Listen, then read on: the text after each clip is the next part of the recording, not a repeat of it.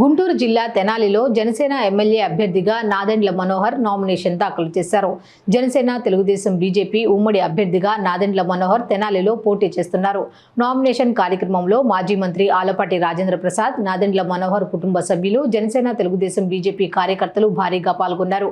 Nomination అనంతరం నాదెండ్ల మనోహర్, ఆలపాటి రాజేంద్ర ప్రసాద్ మీడియాతో మాట్లాడారు.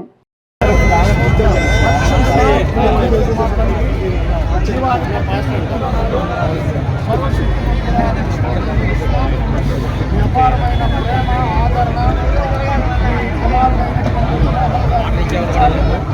ఈరోజు నామినేషన్ వేస్తున్నారనైనా అత్యధికమైన మెజార్టీతో బిడ్డ గెలుపుని పట్టణానికి ఒక వెలుగుగా, రాష్ట్రానికి ఒక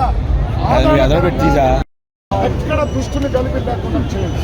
ప్రభు చూపండి, మీ దేనిదాసుడిని భద్రత హస్తాలకు అప్పగించుకోవచ్చు. ఆయన నాదెండ్ల మనోహర్ గారిని మీ హస్తాల్లో భద్రపరచమని, గొప్ప కార్యం జరిగిందని యేసు నామములో ప్రార్థిస్తున్నాము తండ్రి.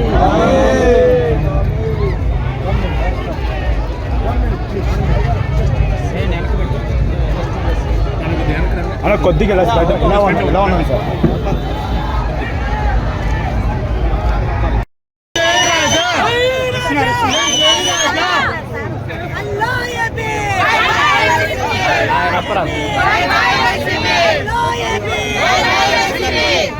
తెలుగుదేశం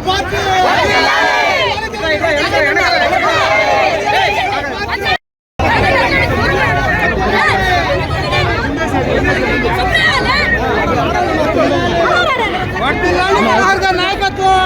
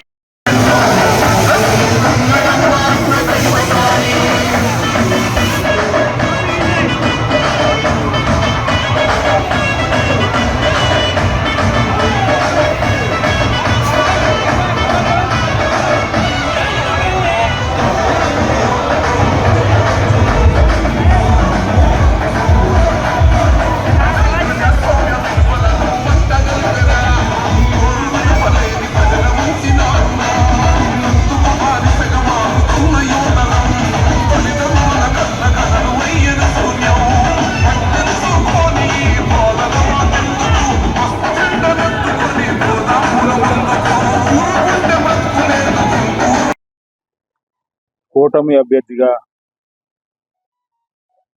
తెనాలి నియోజకవర్గంలో ఉమ్మడి రాష్ట్రానికి మాజీ స్పీకర్గా పనిచేసినటువంటి వ్యక్తి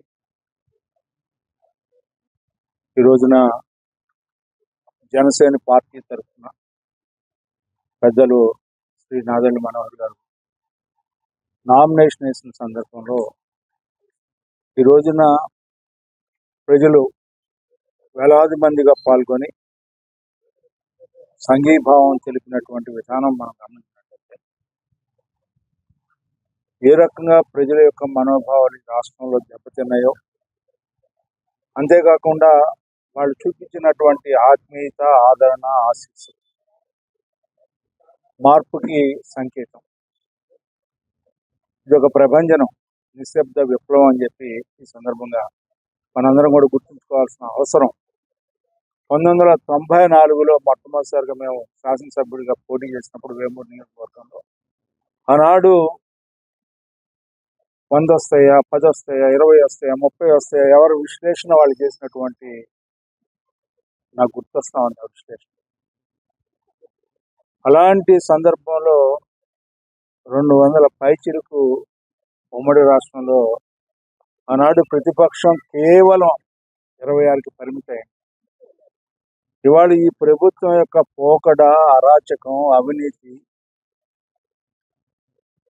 అసహనాన్ని ప్రజల్లో కల్పించినటువంటి ఈ ప్రభుత్వానికి చరమగీతం పాడాలనే సంకల్పం.